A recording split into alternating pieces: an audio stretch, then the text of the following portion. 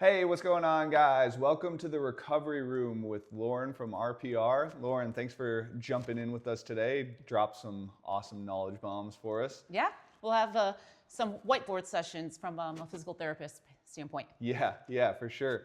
So one of the things that we've kind of been chatting about over the last week is just some of the biggest differences in what you're seeing right now in a weightlifting athlete versus like a field sport athlete. Obviously, coming from the CrossFit realm and a lot of weightlifting kind of background, we see more of the weightlifting standpoint.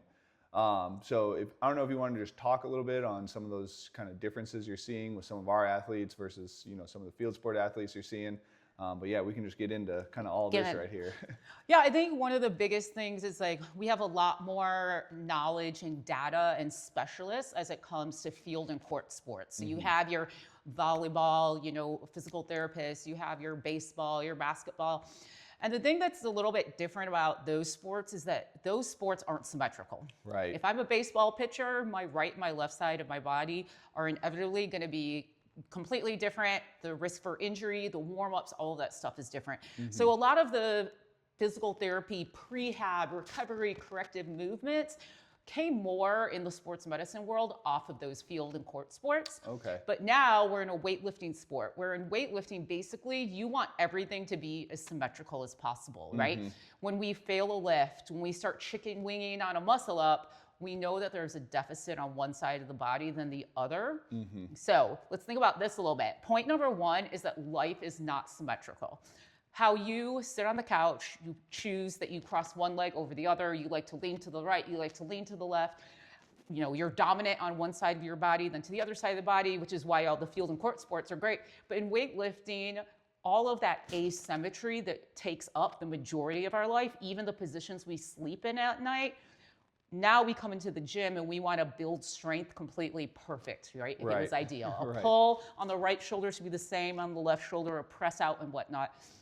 So we have to think about that life is not symmetrical, so it's building imbalances. And those imbalances in weightlifting athletes can be what through time now causes tendonitis, one knee hurts over the other knee hurts, a weakness, something that will then impede progression and increase the risk for injury. So that's the very first one I want people to think about. For sure. Yeah. And what kind of does it make it a little bit more difficult if you've had an athlete that's coming from some sort of field sport going into the weightlifting side of things? They've probably already created a bunch of imbalances, right? So like, is that difficult to kind of like recorrect or correct or? So with my athletes in CrossFit and weightlifting world, one of the number one things I ask them is, what did you spend your time doing growing up? Okay. So if you were a swimmer, what stroke did you have? If you were a gymnast, did you always rotate to the right side or to the left side?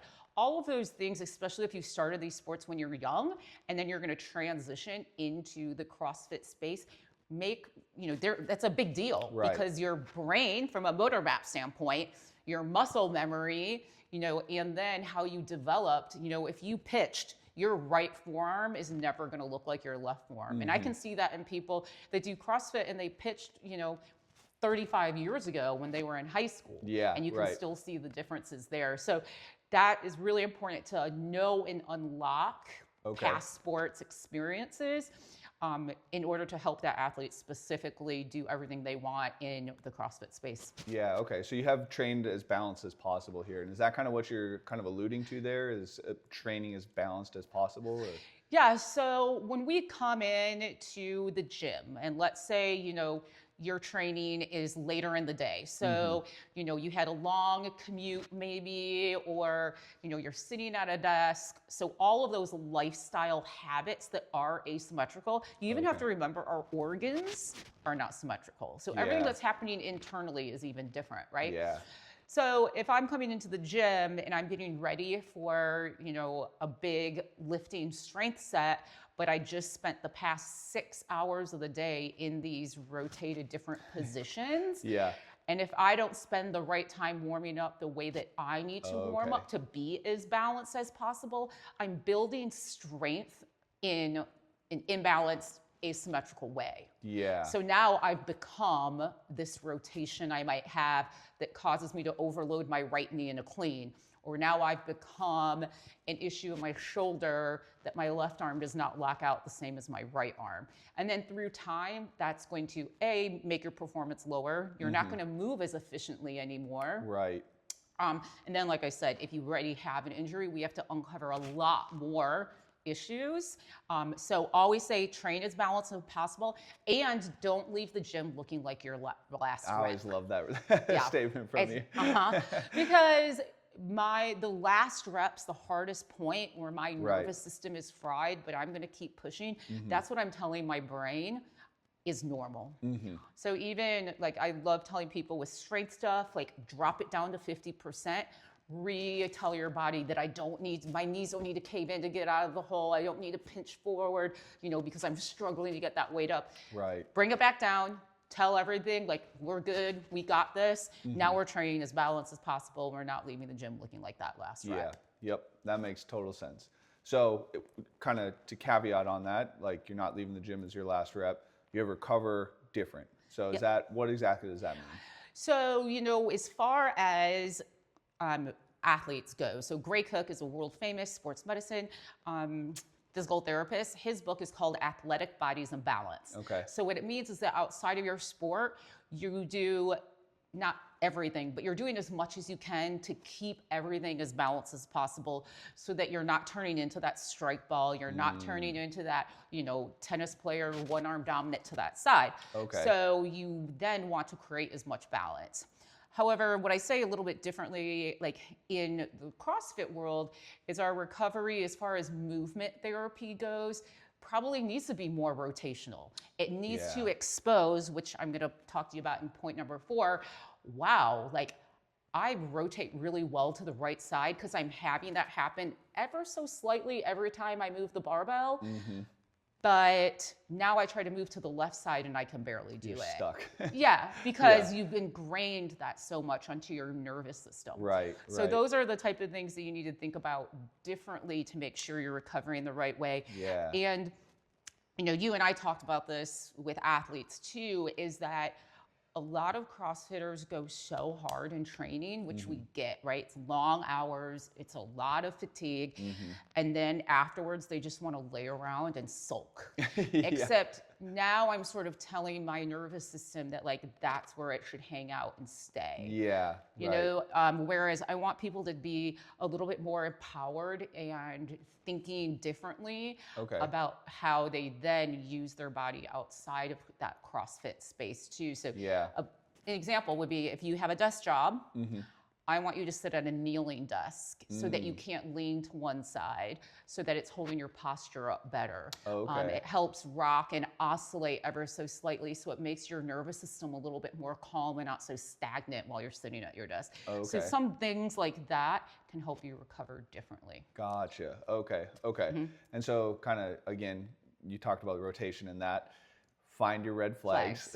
Yes. Yeah, so if any of you have worked with RPR before, you clearly have for many years, is that we like to find movements that really test and tell your body internally what's happening, whether it's a nervous system that is stuck moving always to the right versus something to the left. So we have specific exercises that usually are more one-sided rotational type of things that are your red flags. So if you consistently do them all the time, and now all of a sudden, you're stretching a left hamstring and you feel fine, but you do that same exercise and the left hamstring is barely moving and the right hamstring is just gliding through space good because they're one-sided exercises, that's giving you information about what's going on internally before it becomes a problem. Does that make sense? Yep. So like we do, our 5-way banded stretch, which is